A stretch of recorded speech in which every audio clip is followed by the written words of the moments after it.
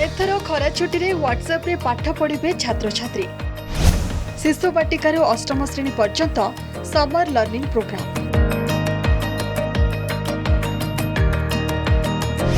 घरे रही audio visual content अभ्यास करिवे पिलाए।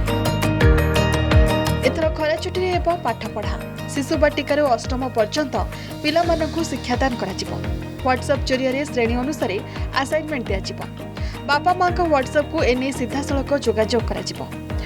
अभिभावकों व्हाट्सएप जरिए छात्र छात्री को पाठ पढ़ा ऑडियो विजुअल माध्यम रे शिक्षा दिया एने सबु जिला शिक्षा अधिकारी को ओसेपा पक्षर चिट्ठी दिया आसंता 25 सुधा व्हाट्सएप ग्रुप पर स्कूल गुड़िक निर्देश दिया आसंता 5 दिन जाए तातीर त्राही नहीं।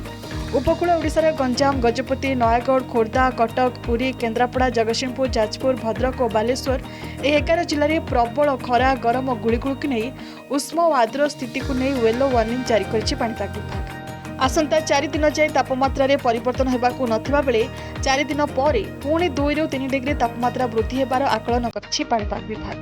सेपटे खरा को दृष्टि रखी विभिन्न जिले में स्कूल छुट्टी घोषणा करा जाउछि।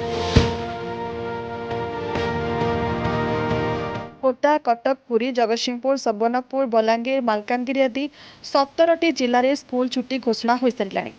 हिट वेव व ग्रीष्म प्रभाव स्थिति को देखि जिलापाल माने निज निज अंचल में स्कूल कॉलेज और अंगनवाड़ी केन्द्र को बंद करने पृथक भाव निष्पत्ति नेउछन्ति।